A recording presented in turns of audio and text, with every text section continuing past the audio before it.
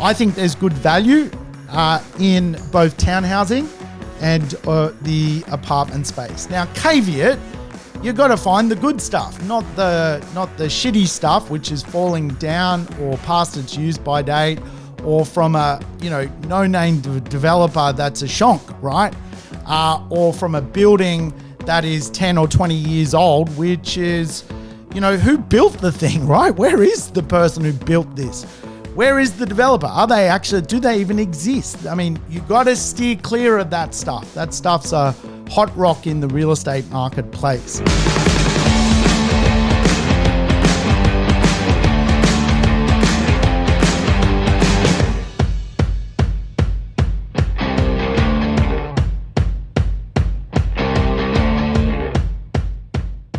Welcome to the Urban Property Investor. I'm your host, Sam Saggers, here to help you crack the code of real estate wealth. Today's show, a code cracker.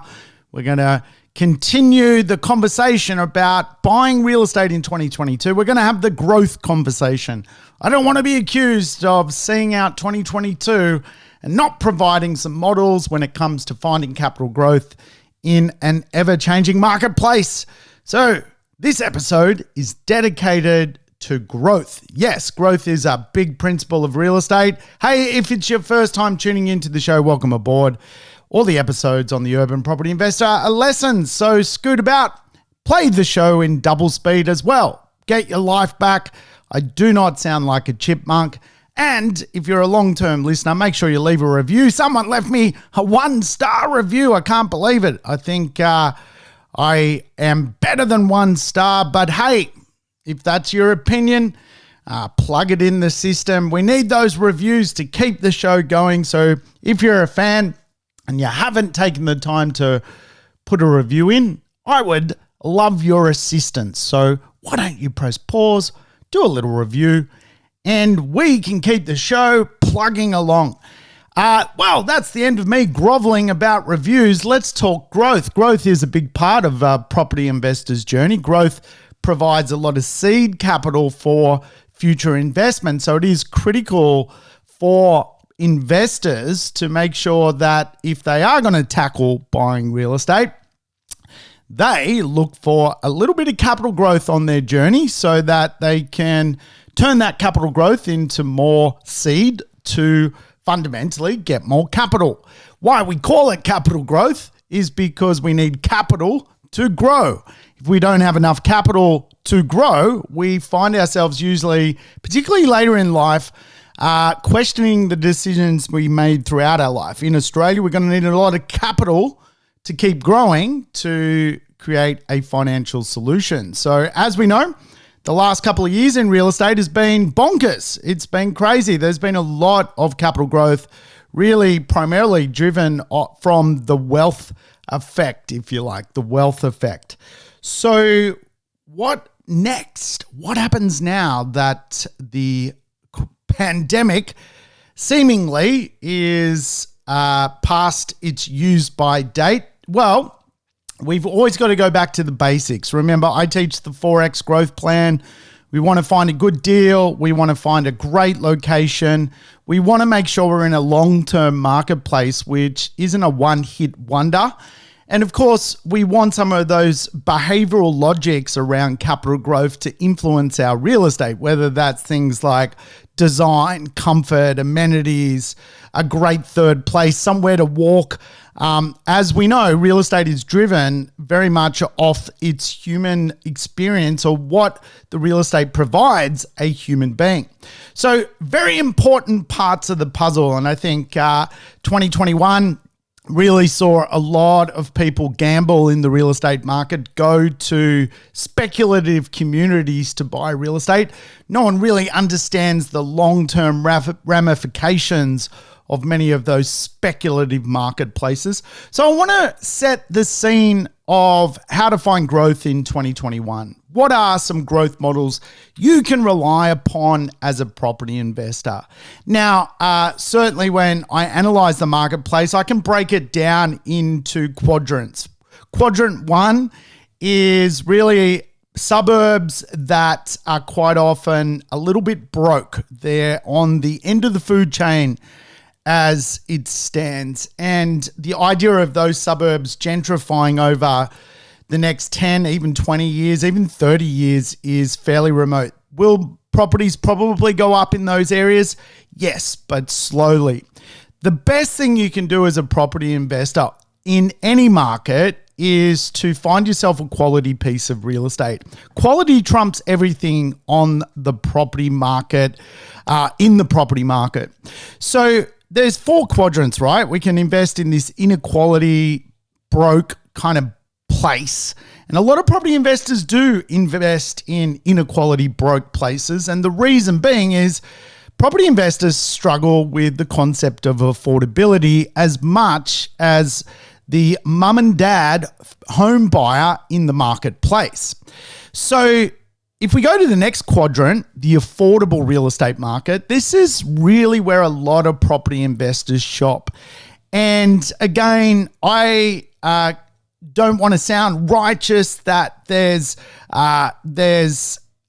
is not a place to invest, because it is, because a lot of property investors have a budget, $600,000-$700,000, and that's where the affordability meets the marketplace. The average wage in Australia, this is average, not median, is like $90,000, right? That buys someone a $600,000 property. That's the affordable pocket of the marketplace.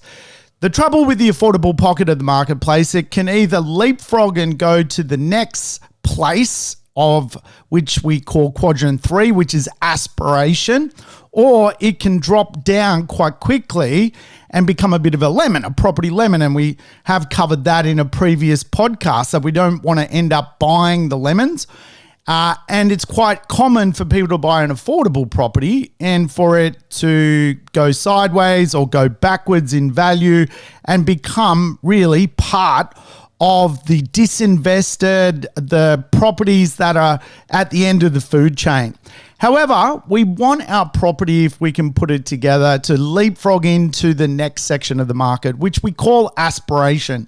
Aspiration is a great section of the marketplace because people love the place, they love the suburb usually, and they quite often are fighting each other to get into the suburb. When more people are fighting to get into a place, it creates consistency of demand.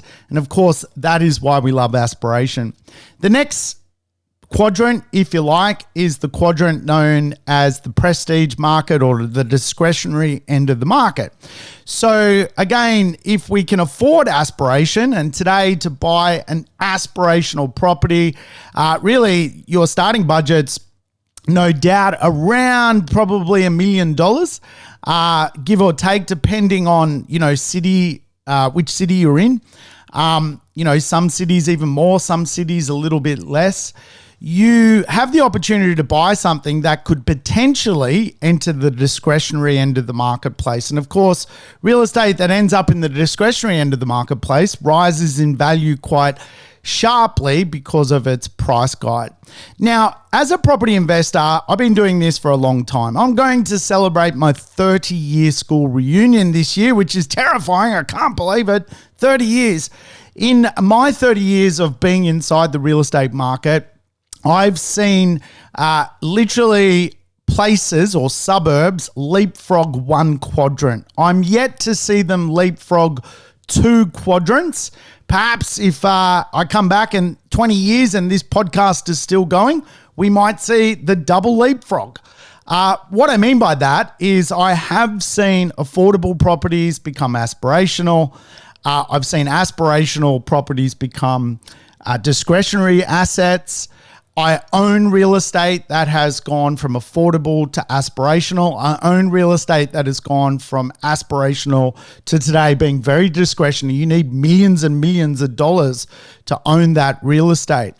I haven't seen affordable real estate go to discretionary real estate. In other words, go from affordable to aspirational, from aspirational to discretionary. It's not to say I never will, but I just haven't been investing long enough, and I've been going 30 years. So let's come back in 10 years and see if that's a thing. So the point of the conversation is, depending on our budget, it really does illuminate how and what type of assets we can go and buy. So the first model I want to coach you through, and just consider me as someone giving you a brief. It's up to you to use the information. I have, some good information, but I'm not the only person, right? So feel free to dart about and get some other opinions, but make sure you leave that review. So the first thing I'm going to talk about as a growth model is always the best growth model. It's quality trumps everything. It's as simple as that.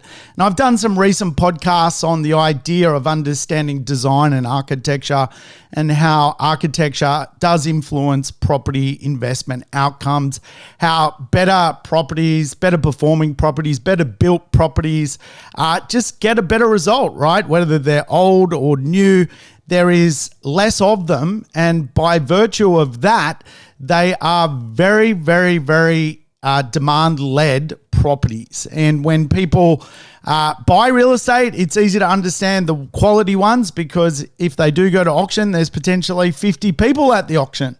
Down the street, same suburb, a property which is perhaps got some flaws in its design and appeal, there's 2 people at the auction, right? So again, demand trumps everything. Flight to quality, or quality trumps everything. And the challenge for property investors, of course, is to find quality on a budget. And that can quite often be a hard thing to do. And of course, quite often why rich people are getting richer is because rich people can afford the value that quality brings. And sometimes that is paying a little bit extra for property. And I certainly have done that before.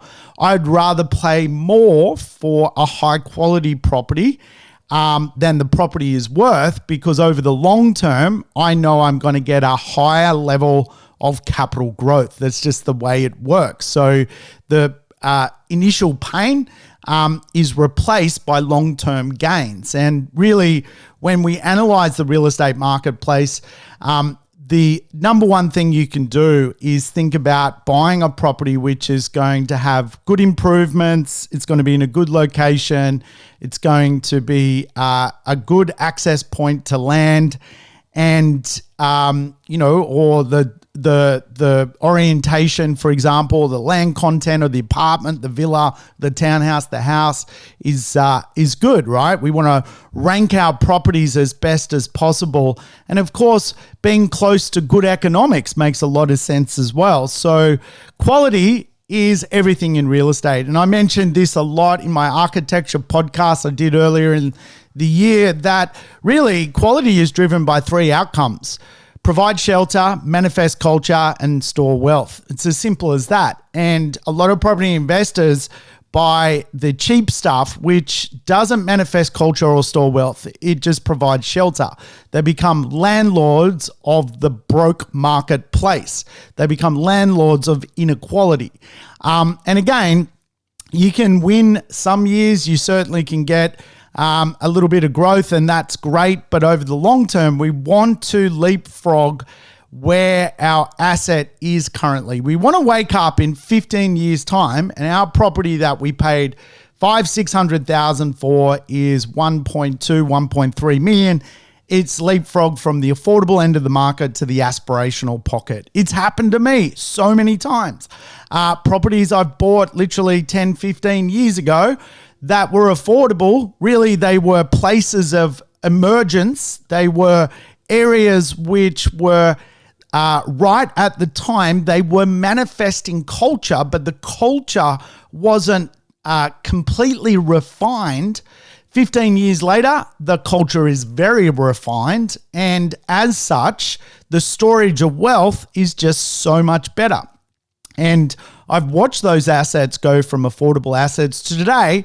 People are, clamoring to get into the neighborhood and, buying an affordable property that is now in the millions is really a massive outcome. And we do that through quality. Now, again, it's getting harder and harder in Australia to find quality assets in an affordable space, right? So, but it can be done. And a big part of my journey is to work out how to do that, is how to find something of good value in a marketplace which which there is a lack of quality. So the investment principle of buying quality is just scarcity, right? That's what you're buying. If you were to discuss what you were buying, you would be fundamentally buying the idea that real estate, it has shortages. And the number one shortage, if you like, is interesting designed real estate. It's very, very scarce. Now, there was a recent thesis on this kind of thing, right?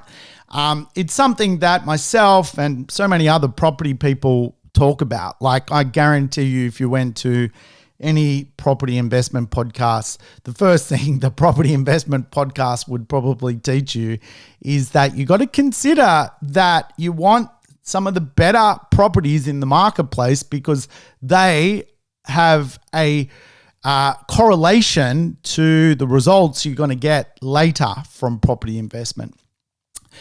All property investors have bought a lemon. I've bought a lemon. I've bought a property which was affordable, which has now just gone backwards in value. Why did I buy it? Because I had a notion in my head that I had a budget, I had a borrowing capacity at the time, and I needed to get in the market. I got caught up in the hysteria of real estate, and there is a lot of hysteria in real estate. Now, there was a recent Domain report into do better designed properties make people more money, and they found a property which was bought at the same time many years ago. Two properties side by side. At the time, they were both very simply designed for that era 20 years ago. One property went on to be renovated and had new kitchen, some work done when it comes to landscaping of the backyard, had beautiful trees planted, integrated wine fridges, and it became a real statement piece. Both properties started out the same. One went on a different journey through renovation. And the capital growth rates are completely different. The renovated, nicer property ended up getting an annual capital growth rate of 9%. The property, which was very basic, we could use the word, for example, homogeneous, very simple, ended up getting a capital growth rate of 5%. So when they both sold, the renovated property got around a $400,000 gain, right? And obviously you have to factor in the renovation, and when they worked out the renovation value, they worked out the gain was significantly more. It was like, from memory, like $180,000 more.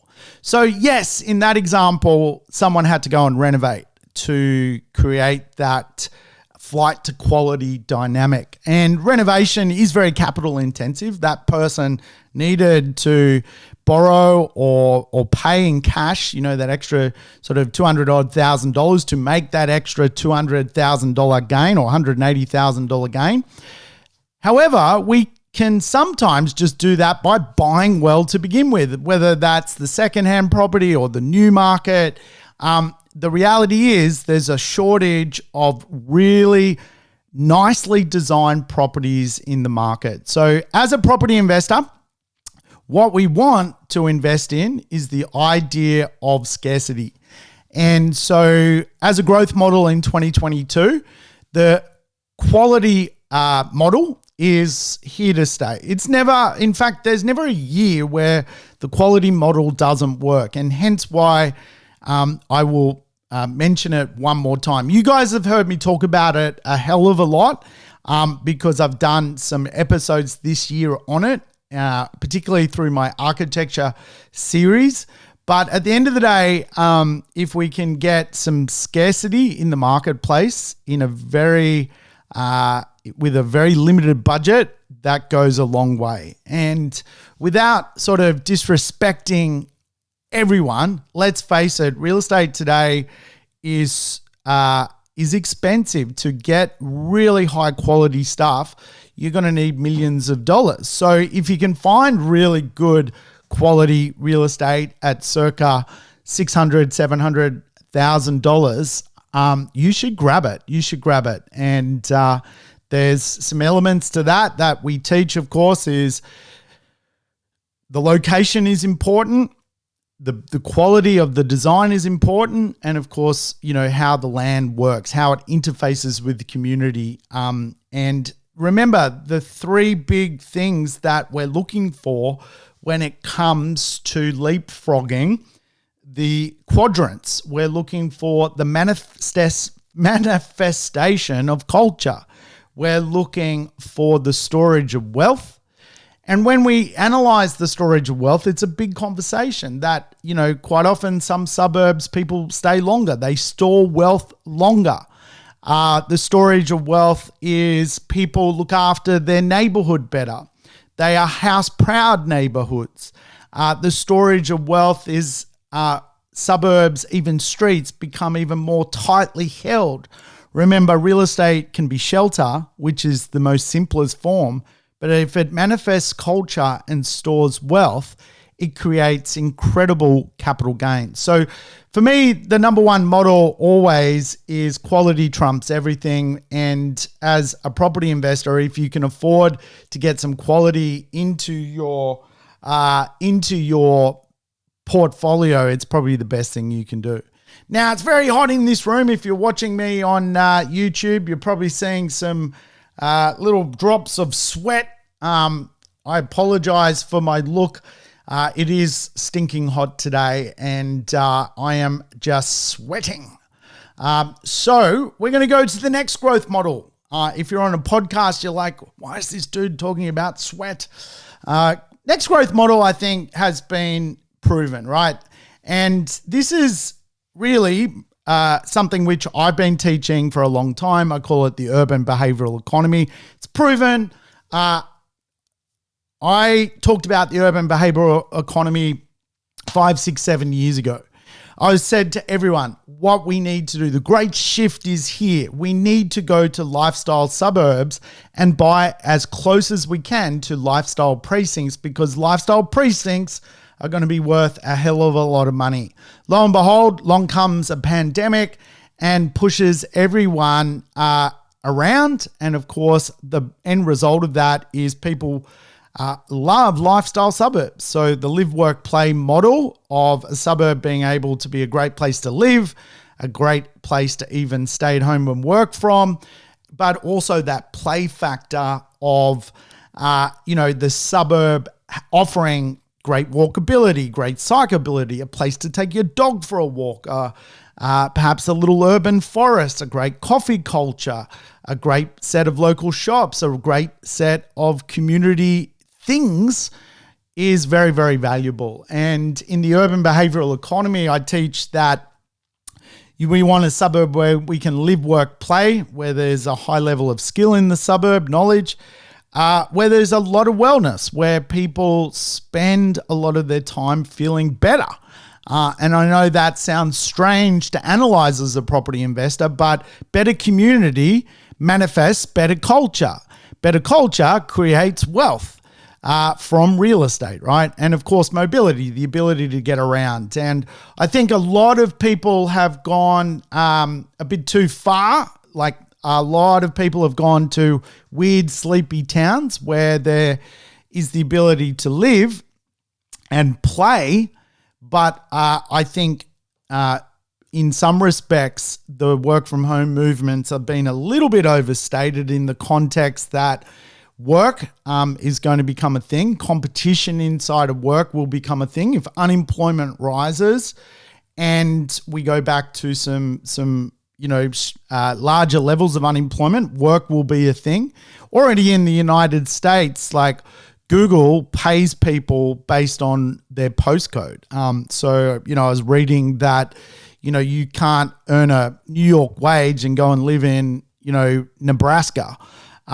So all of a sudden work and what that is, if we leave much of the urban economy, I think, or, places that are, drivable to our CBDs, and all of a sudden we're, too far off the grid, that work thing gets stressed out. And of course, a lot of those smaller communities just don't have that alpha people in them, right? And what I love about living in Sydney is you kind of meet alpha people. You meet people who are trying to change the world. You meet people who have a lot of talent. And of course, you get that knowledge concept. And of course, the best schools are quite often associated with some of the bigger urban areas. And of course, mobility is the thing, the ability to move around.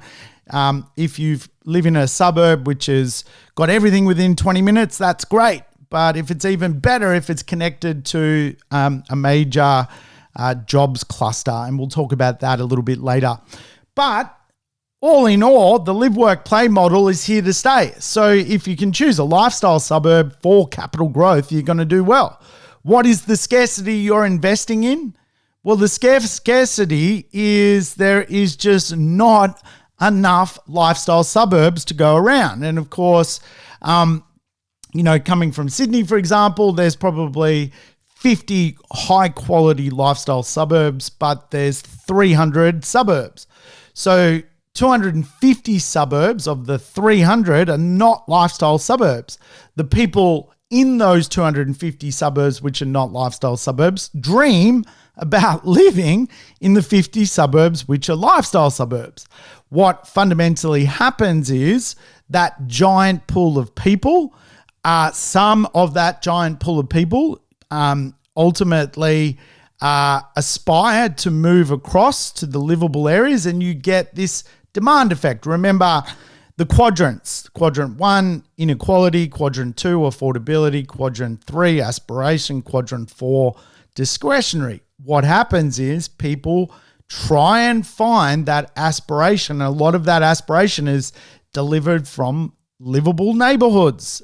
The idea of a suburb being highly prized because of its livability. And again, what I love to do is study the affordability gap. Like, what can people borrow? Where is that nexus point of what people can afford? Then go and find a highly livable suburb that matches that affordability. When you find that suburb and you match it to the affordability, you find a gap. That gap is actually a huge demand gap.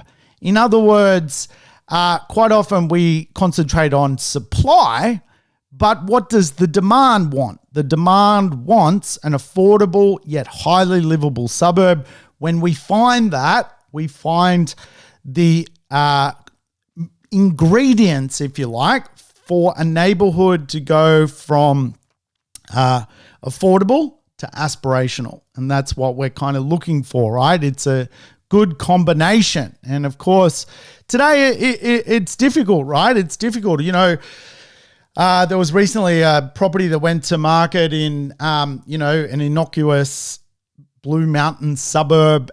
It was advertised at like $700,000 for a 3-bedroom house. And I think I read in the paper, something like 450 people going to that open home. Why? Well, the suburb carried livability. A lot of the Blue Mountain suburbs do carry a lot of wellness, right? Because obviously it's the Blue Mountains. 700,000 is what people can afford. And so you get this kind of amazing combination of people looking for this type of stuff. And so when you find this affordability versus a livability demand gap, you can find capital growth. And a big part of my job this year is looking for this. It's tough. I'm not going to lie. But I've identified a couple of places, particularly in Brisbane, particularly in Melbourne, and less so, but also in Adelaide. Great places, highly livable, will do very well over the long term. And in 2022, just a formidable growth model.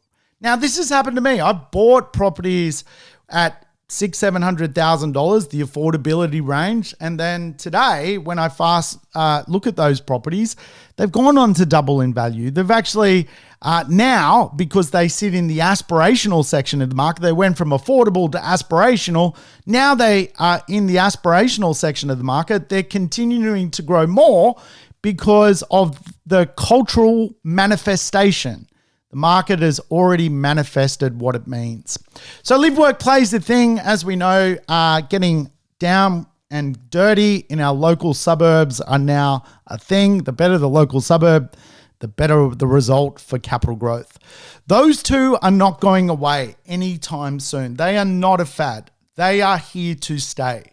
Those two being quality trumps everything, and a highly lifestyle suburb connected to an urban landmass is going to be continued growth into the future.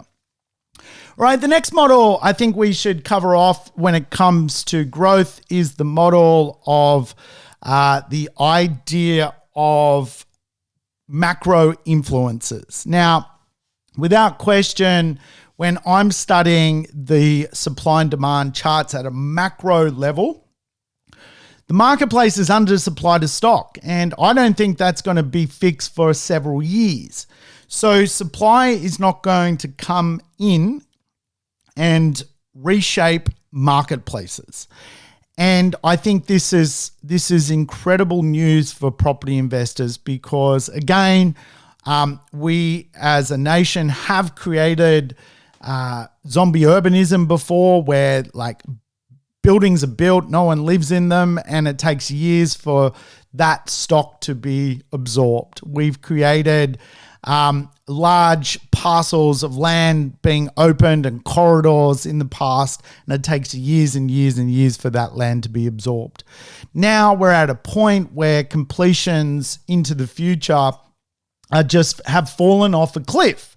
And so when I analyze from a growth perspective, the stock levels coming into Sydney, Melbourne, Brisbane, Hobart, Adelaide, they're not looking good. And I think what we will see as a growth model is a challenge with supply. And of course, this is going to absolutely mean the real estate market should hold its own. And generally, when there is a lot of competition, then there's a lot of stock dumped on the market, we can see the real estate market curtail and have to deal with that. And we're not going to see that. So from a growth model point of view, because there is no stock, we're actually going to see yields increase. And again, that yield conversation is a big conversation. We're going to see a transformation of the rental market. And of course, what this is going to do is soften any conversation when it comes to interest rate movement. And again, from a macro level, when I look at cities, when I look at places, I look for mission fit capabilities of that real estate marketplace. How mission fit is, I don't know, Currarong Beach, next to Jervis Bay. I don't know. Properties are very expensive there. It's a very nice place. A lot of people have bought themselves, 2 homes and holiday houses and things like that. But I don't know how mission fit that place is, right? Like if the shit goes down, if jobs become harder to find, like what happens to these places where people have rushed off to? I tell you what happens in the cities, not much at all. And that is because of diversity, right? And so I'm a big fan of major cities. And I think from a growth point of view, when we look at long-term growth models, I absolutely think they're some of the best bets. I also like feeder cities, places like Newcastle. I mean, these are good places. And I think the regional conversation, if you like, has been somewhat,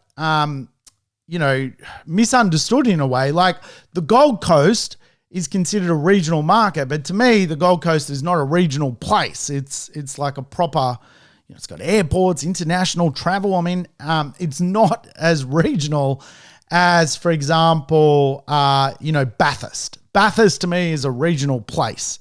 The Gold Coast, Newcastle, these are big cities by Australian standards, and they're big places by Australian standards. Geelong, to me is not a regional place. It's a larger Australian city. It's in the top 10 places that Australians live. So though the regional growth has been strong over the last, 2021 and 2020, I think it's been overstated, and the devil's in the data. Like, I would consider that almost like part of the national cities growth rather than regional growth. But that's just the way I interpret it, by virtue of going to these places and going, well, there is mission fit economics in Newcastle. Like, it's got great tourism, it's got great agriculture, it's got great mining, it's got future economies linked to it, it's got great healthcare, it's got great level of services jobs, it's got the fire economy, it's got banking, it's got insurance. So it makes sense, right? Like, so some of these regional places are great places, but in my interpretation of regional, they're not even actually regional. Regional is, in my world, a little bit further afield. But when I think we analyze the growth rates into the future and the model of growth, definitely supply is going to play a part, and of course, going to impact the real estate market. And of course, in 2022, we're getting some pretty strong predictions of anywhere sort of circa, 3, 4, 5% growth to 7, 8, 9% capital growth in many, many marketplaces. How can we speed that up? We can always use the 4X growth plan and buy well. The next growth model, which I think is a good one for property investors to consider, is the idea of mean reversion. Off the back of the pandemic, there has been growth out in the marketplace, and particularly in the housing market.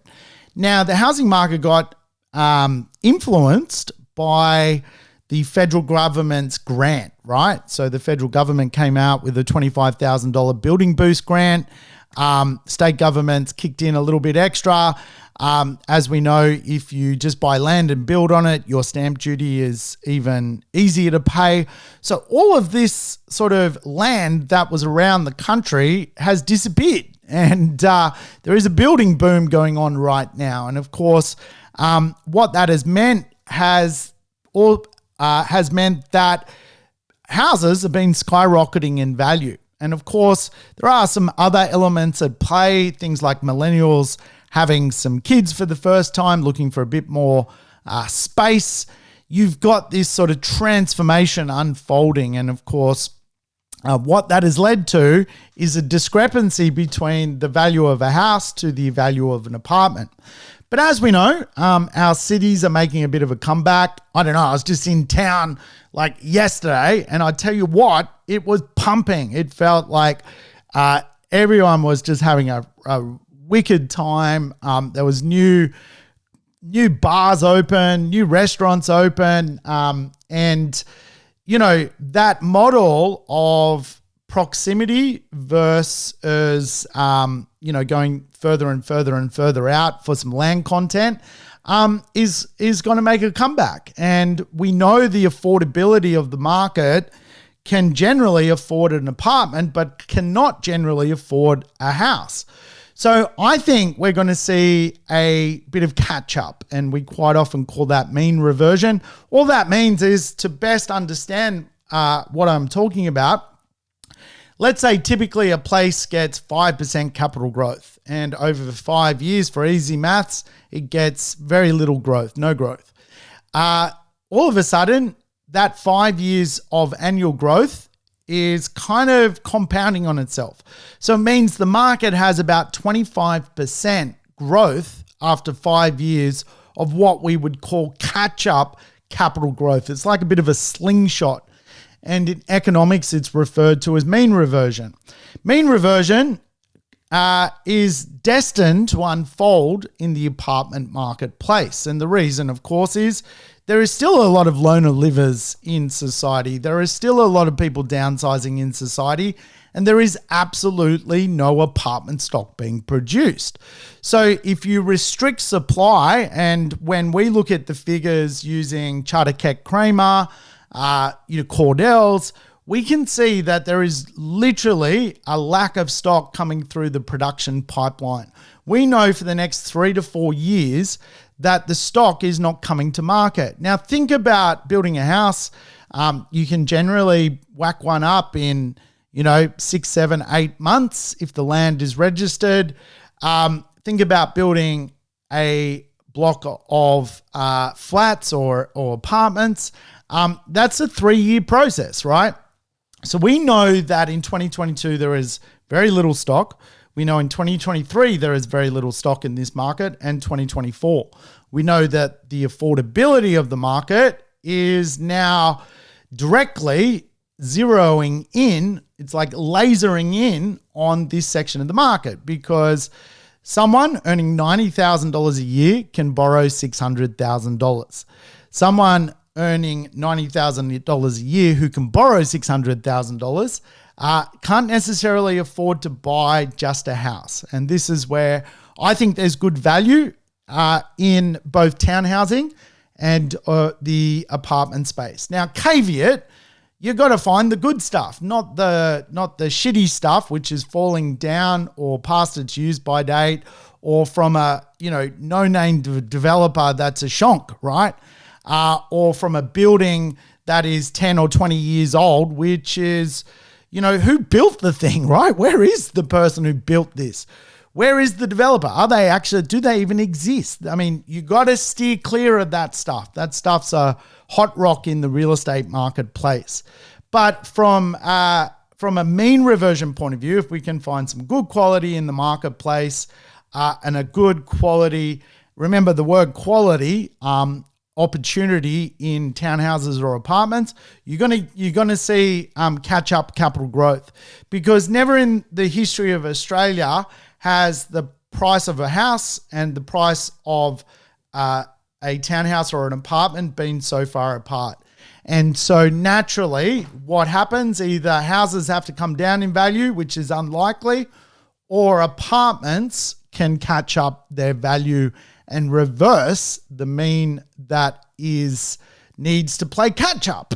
And so when we look at, for example, the property cycle for particularly for Brisbane and Melbourne and Sydney in the apartment market, I mean, they are going into an expansion phase of their cycle. So in theory, we will see some capital growth when it comes to that marketplace.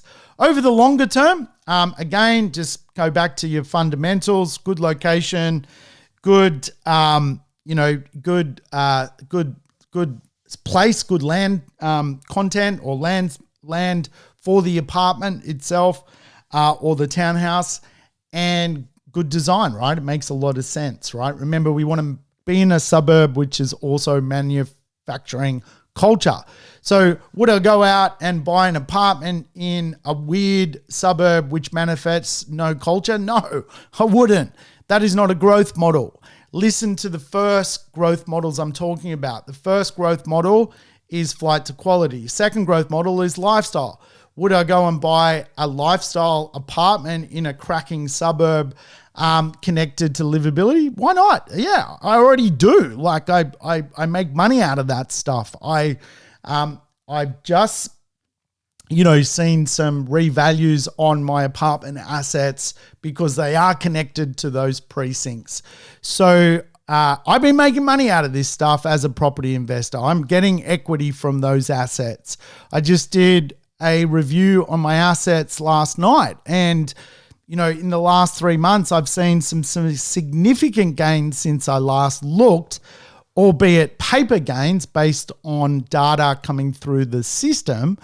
But all of my apartments have gone up in value. Why have they gone up in value?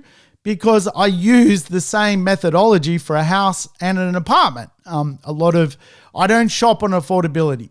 And this is a big, big principle. As soon as you shop on affordability, you're going to miss the golden rules of real estate, which is about where to invest and what to buy from an asset point of view. Now, as a general statement, though, I think the apartment market at a macro level is got some good things to come to it. I think it will perform really, really well.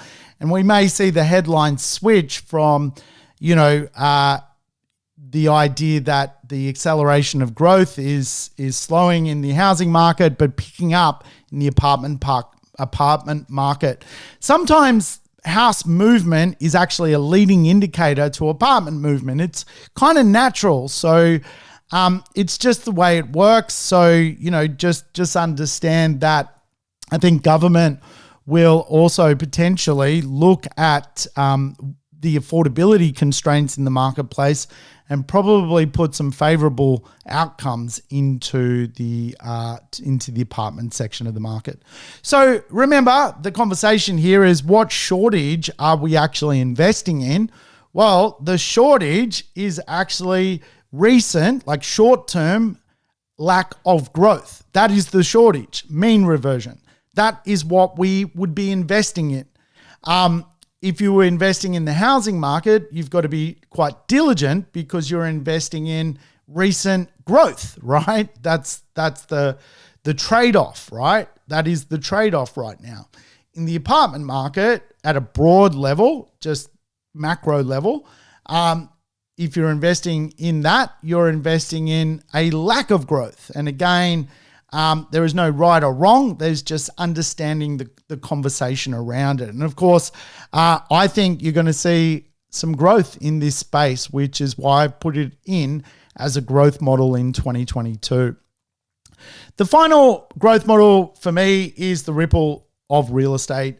Without question, we are seeing some of the more aspirational and discretionary suburbs become more and more expensive. There's a threshold as to where people go, well, what else can I find? What's nearby? What suburbs offer good value? Where is the ripple going? And of course, go and hunt for those suburbs. Usually those suburbs also carry this lifestyle element to them. Now, quite often in Australia, we've been taught to understand that, real estate is best understood by going, well, where is the CBD? Then where are the inner ring suburbs to the CBD? Where are the middle ring suburbs to the CBD? And where are the outer suburbs, which are kind of greenfield suburbs to the CBD? Now, of course, that has been a proven winner over time. And in fact, if you bought, middle ring or inner ring houses and so forth, and townhouses and apartments in the middle and inner ring of our big cities like Sydney, you would have done very, very well if you took a long-term approach to buying. And when I say long-term, long-term's 15 years plus, right? Really, that's medium term. So, think about that, right? It's 2022, 2012, 2007, 8 is now a medium-term period of ownership. And when I look at the assets I bought in Sydney, I typically bought them around them. It's been a medium-term ownership. I bought them in those inner and middle ring suburbs of Sydney. They've flourished, right? There's nothing but success from those assets.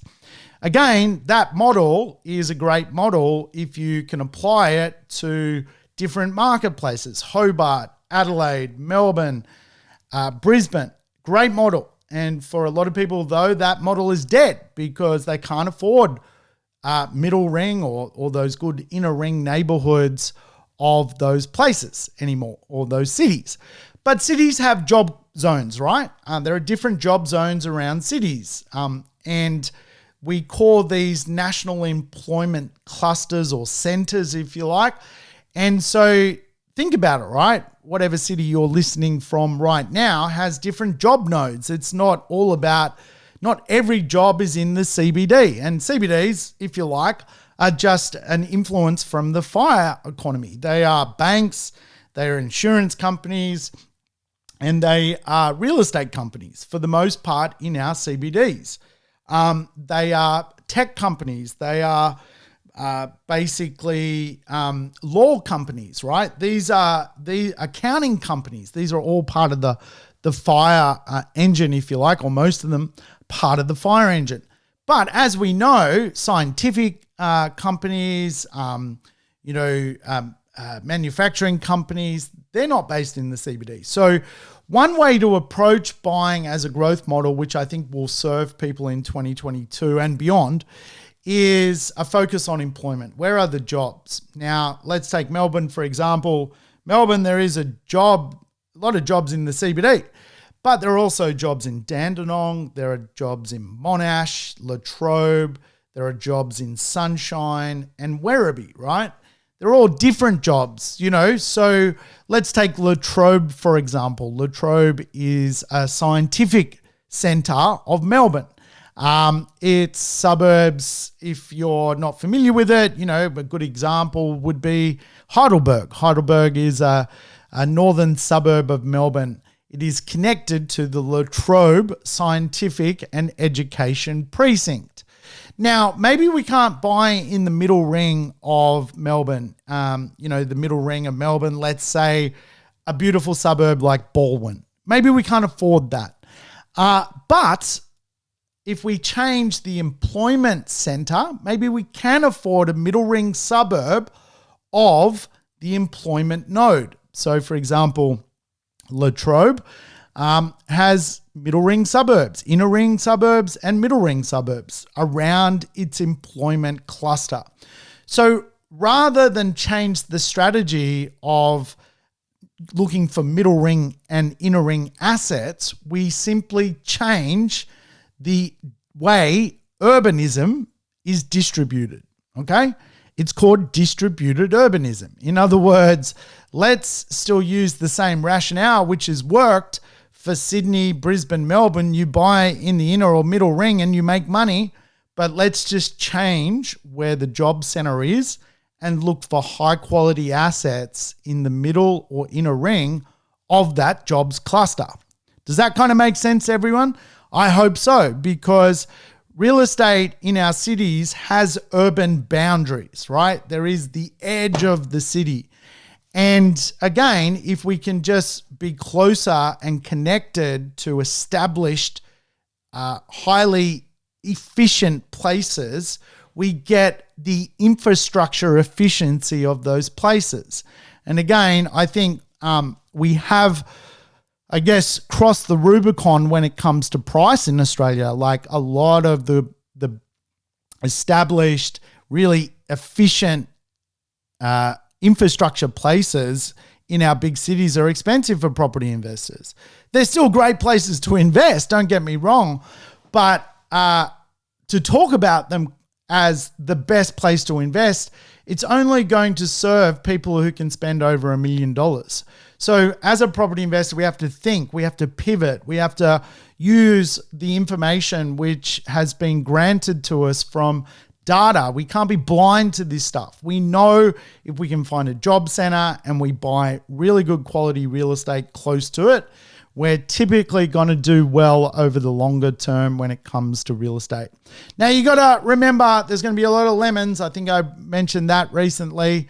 But overall, I think we're going to see a market in 2022 where demand still outweighs supply. And for that reason, I think there's going to be a lot of stability around the real estate marketplace, despite things like budgets and elections and all the things going on in the world at the moment.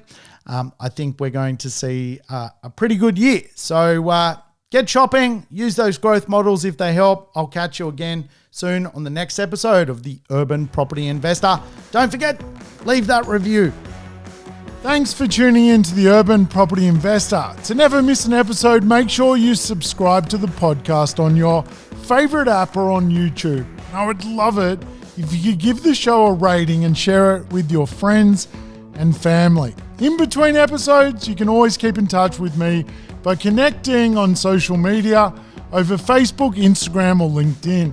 Until we meet again on the next episode of The Urban Property Investor, take care and bye for now.